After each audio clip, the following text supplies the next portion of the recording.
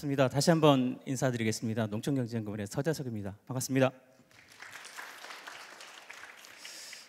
AI 아나운서가 소개를 해서 올라오니까 또 기분이 새롭습니다. 지금 말씀드리는 내용하고 좀 겹치는 분야일 것 같고요. 예, 앞에서 말씀드렸던 여러 가지 변화가 농업 부분에는 어떻게 적응이 되고 어떻게 해 나가야 될지, 스마트 농업이라든지 R&D 부분에서 좀 말씀을 드리고자 합니다. 먼저 글로벌 여건 변화인데 잘 아시는 것처럼 인구는 빠른 속도로 지금 늘어나고 있고 소득도 늘어나면서 농식품, 특히 식량작물이라든지 곡물에 대한 수요는 꾸준히 늘고 있습니다. 대신에 농식품 공급 사이드 쪽에서는 농업 생산 기반이 조금 안 좋아진다든지 특히 기후 변화가 엄청나게 빠르게 지금 진행이 되고 있어서 공급 불안정성은 지금 확대되고 있다. 여기에 더해서 국제 정세가 불안하다든지 팬데믹이라든지 이런 부분들이 공급 사이드에서 불안정성을 확대하고 있는 그런 쪽으로 좀 가고 있어서 식량 보호주의 확산, 글로벌 원자재 공급망 불안정 증대라든지 환율 불안정 심화 이런 부분에 대한 대응이 필요하다 볼 수 있을 것 같습니다. 국내에서도 농림업의 총생산이 소폭 감소한다든지 생산성 증가세가 둔화했다는 부분들을 살펴봤고요. 농가수 감소라든지 인력 부분이 지금 문제다. 근데 수요는 1인 가구가 증가한다든지 새로운 농식품에 대한 수요가 증가한다든지 그러니까 수요는 빠르게 지금 변화하고 있는 부분이라서 그 부분에 대한 우리 농업 생산 파트에 빠른 적응이 필요한 부분이 있습니다. 생산 구조뿐만 아니라 전 세계적인 경제 산업 구조도 좀 빠르게 바뀌고 있죠. 잘 아시는 것처럼 지금 AI 아나운서가 소개를 해준 것처럼 디지털 전환은 어마어마한 속도로 지금 가고 있는 상황이고요. 전 세계 농업 부분, 특히 선진국 같은 경우에는 스마트 농업 빠르게 적응을 하고 있고 그것을 가능하게 하는 에그테크도 빠르게 확산이 되고 있습니다. 우리나라 농업 같은 경우도 스마트 농업 활성화, 관련 R&D를 확산을 한다든지 해서 국내의 당면 문제를 해결을 하는 데 노력을 하고 농업의 지속 가능한 성장, 실현에 빠른 노력이, 적응이 필요하다고 생각할 수 있을 것 같습니다. 그러면 지금까지 농업 부분에서는 어떻게 해왔을까요? 잘 아시는 것처럼 정부에서도 빠르게 적극적으로 스마트 농업 확산을 추진을 해왔는데요. 시설 원예하고 축산 중심으로 빠르게 지금 늘어나서 시설 원예 같은 경우에는 지금 약 한 15% 정도, 그다음에 축산 농가 같은 경우는 6% 이상 지금 도입이 된 것으로 보고 있고 노지 스마트팜 같은 경우에는 정부가 시범 사업 중심으로 지금 가고 있다 이렇게 보고 있습니다. 그리고 노지 농업의 천병이라고 할 수 있는 에그테크의 그 기본적인 기자재죠. 드론이라든지 자율주행 농기 같은 경우에 드론 같은 경우에는 빠르게 지금 증가를 해서 수저장 면적이 한 55% 수준까지 지금 와 있는 게 아닌가 지금 보여지고 있고요. 금년 24년 같은 경우에 여기다 더해서 약 60%까지 간 게 아닌가 추정을 하고 있습니다.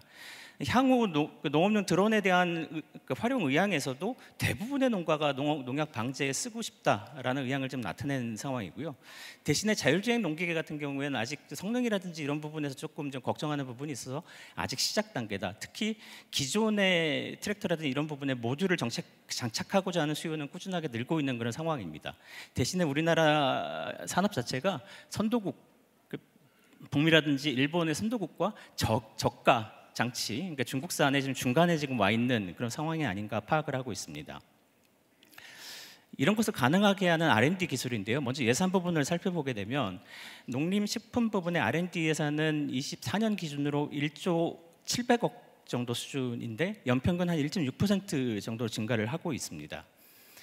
농식품 분야의 R&D 예산의 특징은 다른 분야 같은 경우에는 민간 부분의 R&D 투자가 약 80%에 육박하는데 농식품 분야는 그에 미치지 못하는 그런 수준이라서 한 37% 정도 수준이다. 이런 부분이 농업 부분 R&D 예산의 좀 특징으로 좀 보여지고 있고요. 이런 R&D 예산을 기초로 해서 작년까지 농식품 R&D 기본 계획, 제일 중요한 계획이죠. 종합 계획이 시행이 됐었고 정량적인 목표 3개를 중심으로 해서 제일 중요한 기본 방향을 네 가지로 설정을 하고 특히 그중에 5대 중점 연구 분야에 직접 집중 투자하는 것으로 되어 있습니다. 그 부분을 좀 살펴보게 되면 맨 앞에 ICT 융복과 스마트 농업이라든지 농생명 부분의 바이오 산업 발전이라든지 수요 트렌드에 맞는 고품질 그 농식품 개발이라든지 기후변화 재난, 질병에 대응하는 농업 생산 부분을 들 수 있고 농림업인, 그다음에 농촌 주민에 대한 국민 삶의 질 부분을 향상할 수 있는 R&D를 집중적으로 투자를 했던 것으로 파악을 하고 있습니다. 자, 그러면 앞으로 어떤 부분을 좀 중점적으로 생각해 봐야 될까 한번 생각을 해봤는데요.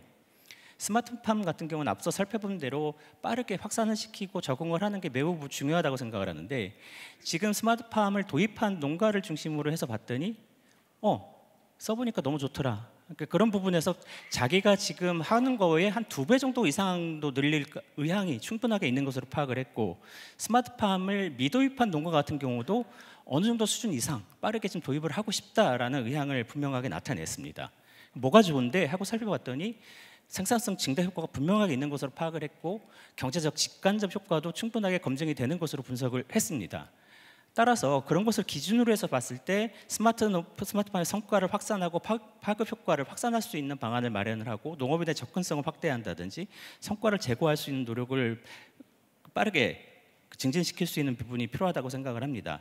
특히 초기 투자 비용을 절감할 수 있는 실효적인 노력이 필요하고, 농업 경영체의 규모화, 이런 부분도 생각해 볼 수 있을 것 같습니다. 대신에 스마트팜이라든지 이런 스마트 농업의 가장 중요한 부분 중에 하나가 데이터 부분이죠. 그러니까 데이터 부분을 양질의 데이터를 수집을 하고 생산, 수집하고 분석해서 그것들 현장에 적응할 수 있는 그런 부분이 매우 필요할 것으로 지금 생각이 되고 있습니다. 아까 말씀드린 대로 에그테크의 천병인 노지 스마트팜으로 확장할 수 있는 가장 기본적인 드론이라든지 자율주행 농기 같은 경우도 앞서 말씀드린 것처럼 국내 산업 자체가 지금 중간에 와 있는 그런 상황이라서 그런 부분들을 어떻게 타개할지, 어떻게 좀 더 발전할 수 있을지, 그런 부분들에 대한 지원이 좀 매우 필요할 것 같고요.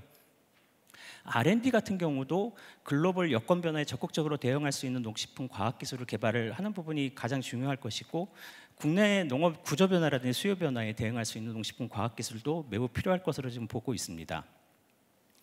특히 그 노동력 절감이라든지 영농 편리성, 그 안정성 증대를 위한 AI라든지 로봇 개발, 실용화 확대 부분이 가장 중요할 것으로 생각을 하고 있고요. 이런 부분들은 공공 R&D라든지 민간 R&D 부분에서 할 수 있는 부분이고, 정책적으로는 그런 부분들을 선도하고 같이 갈 수 있게 정책적인 지원 부분이 가장 중요할 것 같은데요.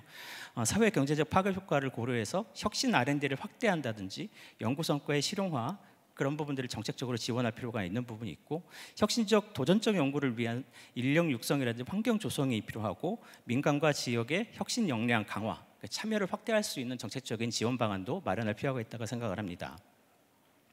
그럼 앞으로 가장 중요한 부분인데요.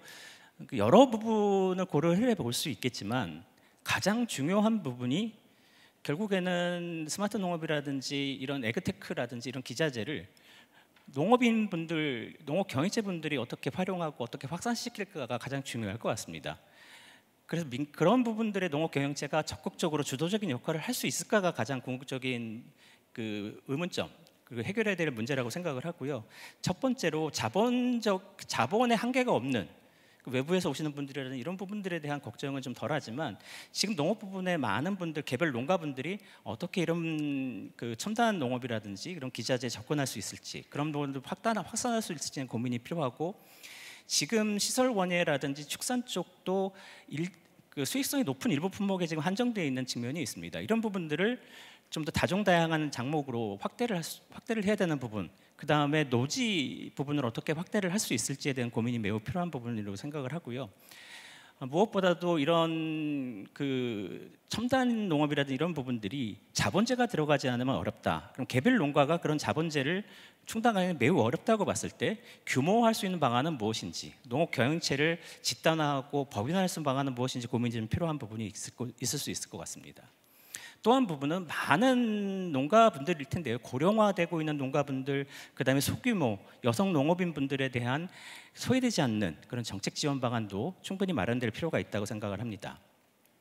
결국 이런 부분들을 아울러서 주체적으로 어떤 역할을 하고 어떻게 가는 것이 중요한가가 문제일 것 같은데요. 먼저 중앙정부가 주도적인 역할을 지금까지도 해왔고 앞으로도 하게 되겠지만, 단기, 중기적으로는 그런 역할이 굉장히 중요하고 하다고 생각을 하지만, 무엇보다도 민간이 주도하고 민간이 이끌어 나가는 산업이 되지 않으면 앞으로 이런 생태계는 구현이 불가능한 것으로 생각이 될 수 있을 것 같습니다. 따라서 그런 민간이 주도하고 민간이 앞서갈 수 있는, 선도할 수 있는 방안은 무엇인지라는 부분을 고민을 할 필요가 있고요. 이런 부분에서 다종다양한 이해관계자들의 니즈라든지 선택과 집중할 수 있는 방안은 무엇인지 같이 고민할 필요가 있지 않나 생각을 했습니다. 예, 이상입니다. 감사합니다.